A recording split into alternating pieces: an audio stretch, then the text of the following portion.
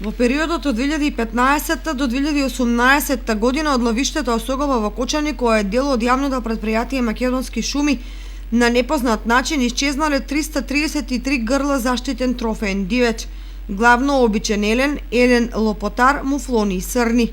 Тоа го покажал пописот на Комисијата на шумското стопанство Осогова во Кочани, која извршила пребројување на дивечот и ја утврдила сегашната состојба во ова државно ловиште.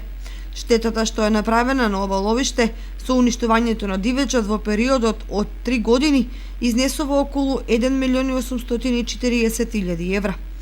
Токму поради негрижата на ловиштето и дивечот, против 53 годишен поранешен раководител на ловиштето Осогова во Кочани, денеска е поднесена кривична пријава со обвинение за несовесно работење. Портпаролот на СВР Штип Гордана Панајотова ги истакна наводите во кривичната пријава каде стои дека раководителот, поради пропуштање на должен надзор, постапил несовесно во извршувањето на своите овластувања и должности, при што значително е намалена бројната состојба на заштитениот дивеч во ловиштето.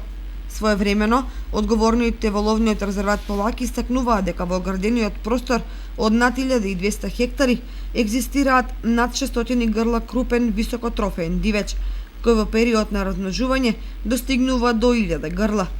Меѓутоа, во периодот од 2015 до 2018 година, поради оштетување на оградата, присуство на волци, влегување на ловократци, дивечот е масакриран и сведен на мал број примероци. Меѓу ловците се коментира дека во тој период се правени и недозволени бизниси со дивечот и месото. За сега овие шпекулации се непроверени, меѓутоа се очекува понатамошната истрага да открие што всушност се случувало во и околу резерватот.